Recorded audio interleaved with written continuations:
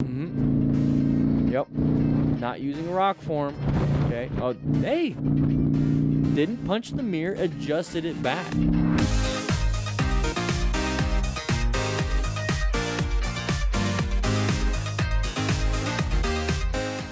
we go.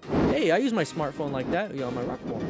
138. No, I don't do that. I don't do that. Got a little bit of speed wobbles. It's okay. It's okay. There you go. You got it. Good job. Now you got to check for the caca and the pantalones. Right? Dyslexic? A little poo-poo in there. I would give me a little bit. So maybe you should slow it down. No. We're going back up to 100. Slow it down. I'm really surprised his phone stayed on. It is quad lock. It is quad lock. Rock form would have definitely stayed, but man. Got lucky. If it was ram mount, it would have flown right off. All right. Here we go. So 138 miles per hour. Okay, so it says, I'm not wishing this to anyone. The scary thing in my whole... Okay. Speed wobbles. Very scary, especially 138 miles per hour, especially when you're not wearing full gear, knowing full well if you fall on the ground, you're going to rip every piece of your skin off. So very, very scary. Nothing he wants, the scary thing in my whole life. So we have our phone here. We know where we're supposed to go. We have plenty of straight lines, so let's just get there as quick as possible, going 138. What happens with the speed wobbles? So your suspension, you got two arms right here, right? Here's the top of the triple tree where your handlebars are coming out, right? So what's happening is when you hit a bump or you go too fast, especially on these grooved roads in California and in concrete roads, what's happening is that you hit a bump and it does this real quick. Now, that's what it's supposed to do, right? It's supposed to dampen, it's supposed to absorb and preload and all that stuff. But the problem is when you're going 130, it does this real quick. And that's going to go translate into your hands, and it's going to do this. So what happens if you have one of the forks kind of like, leaking oil and it's not doing good. So when it does this and it doesn't want to go back, but this one's already doing this, and it's like not catching up correctly. It's not doing what it's supposed to be doing, but we're talking high frequency. So it's like doing that. That's what's happening with the handlebars. So hitting a bump at high speeds, and then also landing a poor wheelie, kind of angled, forks not properly maintained, PSI in the tires not maintained, handlebar inputs causing some of this stuff. So a steering dampener can help, making sure your forks are in good condition, making sure your tires are in good condition, and not speeding would solve something like this. Okay, he had multiple factors come hit him. Hit a bump right there, hit a bump right there. There it is. Luckily, he was able to keep it. Now, I keep getting asked, like, how do I, when I'm in the middle of it, what do I do? I'm going to tell you right now. This is the first one I've seen where the person didn't eat it in like 2 months. Usually when you have a tank slapper like this, you crash. So I don't know what to tell you. People say rev it up, get some speed. Some people say apply the brakes gently. I'm going to tell you, you're at the mercy of physics. Woo! Does Rockform have a trade-in program? No, I don't think so. And guys, if you don't have a case from Rockform, they have a universal adapter. $20. Here we go. Always remember to wear your full gear when riding. Yep, being a smart rider, acquire and utilize it. I have for sure learned that after a low speed, low side crash on my Ninja. All right, low speed. What are you guys thinking? We got abrasions, possible impacts to the hip and knee and shoulder, and then side of the head right there on the left side. The bike hits the curb. If we hit the curb, we would have had that impact too. So once again, we're going to learn from Sean Allen right here. Thank you for having the annotation up front. We are going to be smart riders. We're going to acquire and utilize personal protective equipment. We don't know exactly what happened. It could have been low side because too much RPMs, too much, loss of traction in that rear tire. It could have been a road surface hazard, whatever. His main takeaway is make sure you wear gear. So I'm pretty sure he got injured in some form of action right there. Let's see. Can we see anything on the left shoulder? Nope. Can't see nothing. So let's see what kind of gear he was wearing. So there's a little bit of the discoloration on his pants on the left side.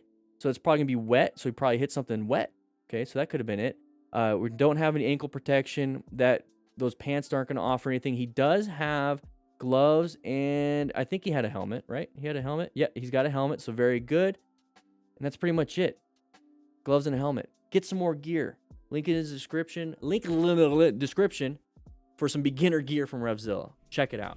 All right, Buddy Bond but just that's his name. So we got upset with that. I think we discussed this one in a previous video. So MotoStars, what the hell? Right, the biker as a thank you decided to make it a little easier for her to continue. He joined. He said he was gonna do it. Blinked for a second there. All right. Yep.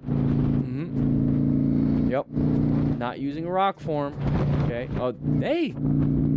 Didn't punch the mirror. Adjusted it back. It was not in the right spot. See, look at the mirror is not there. Or it is there, but the mirror wasn't able to be used. This rider just helped out this minivan thing. All right, here we go. So we're riding over here. We're going through an intersection. Automatic orange stage. We've got to be prepped and ready for anything out there. We usually watch for left turners that come out in front of us, right? Alexander Mager, something. We watch out for left turners out in front of us. We got to be very careful with that. Maybe we're focused on this audio over here. I was for a quick second. I didn't even see the car coming out. That means I was white staged. I wasn't zoned in. I wasn't doing what I was supposed to be doing. And I'm going to be in orange stage when I'm coming up into here. So I'm going to watch out for these left turners. But here's the thing. We got a person turning right in front of us and merging. So we have a plenty good of a total stopping distance and a space cushion right here. So we can slow down just like this rider did. But he did a little rev bomb. It's not good. Don't do that. Go ahead and apply a little bit of brake pressure. Go ahead and slow it down. Maybe get into the right lane behind the Audi, which is basically what we're doing. So you see how we slowed down and let the Audi go? We can go ahead and swerve into the right. Despite this strange, yeah, don't do that. So look at now he's going to go ahead and get in the right. Decided to make it a little. You should have just done that in the first place. Driving. And we just blinked again. So it was nice of him to be able to adjust the mirror for her instead of punching it. I'd appreciate that, but wear some gear. Be a smart rider just in case you didn't see this and actually collided. Okay. Real quick, I'd like to say thank you to CARDO for sponsoring this channel. I'm actually using their cool little headset thingy thing so I can talk to my kids on their CARDO Pack Talks. Make sure you guys grab yourself a CARDO Pack Talk. Bold, slim, freecom, whatever you want. With the link in the description, you're going to get a discount. Anyways, let's get back. All right, moving on through here. All right, intersections. Remember, orange stage. Good swerve. Good swerve. Got himself out of there. Couldn't have stopped in time. Not enough total stopping distance for that. Check his pantalones on this one. I don't know why I keep saying that. He's got mirrors. Okay, I was wondering if he had mirrors. He's got full gear. Are we still going? What was the whole point of that? Still going. Good slow speed, by the way, I guess. So right here, this is about planning your ride. We have a terrible position for safety because we don't have good line of sight. This is our line of sight. Did somebody lick the marker? It's a little bit lower. The heck? There we go. So line of sight, this is our total stopping distance right here. This is as far as we get to see. So we're right behind the vehicle. So position your safety. You're not just looking for space cushion, which is what this is. This is a good space cushion. You're also looking for line of sight. So line of sight, if we're over here in lane position 1, 2, 3, if we're in lane position 1, we can see all the way around. We have still the same space cushion technically, but if we had to, we can swerve left and we can see traffic up ahead. We have good vision for ourselves, so good line of sight. We have good space cushion. And then we also have a good escape route to the right, and we can also utilize most of our lane for an escape route. So positioning is very important when it comes to intersections. And how do we know it's an intersection? I mean, you got multiple indicators that it's an intersection. But if you had good line of sight, you could see it ahead of time. So that's very, very, very important. So right here, there's no line of sight, not just for you. Line of sight doesn't work just for you. It works both ways. Right now, this is the line of sight. This is all we can see. This is all we can see, all we can see. What do you think all they can see is? Their line of sight is broken because of this vehicle in front of us. They can't see us. So when we get up to here, this is the moment this person is looking at this person. And it's like, oh, they turned. I'm going to go ahead and get in behind them.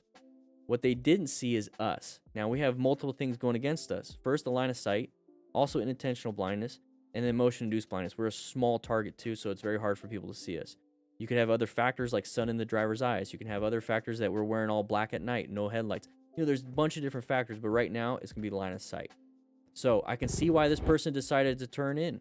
Now, they made the decision. They're looking at the ground here. They're not looking at us. This is a very terrible spot for us. So what is it that we can do? Well, how fast are we going? Some people like to go around these people super fast, and then they run into a problem. If we're going 20, 30, we could probably stop in time right here if we reacted. We perceived it and reacted. Now, the thing is, sometimes we don't have enough time.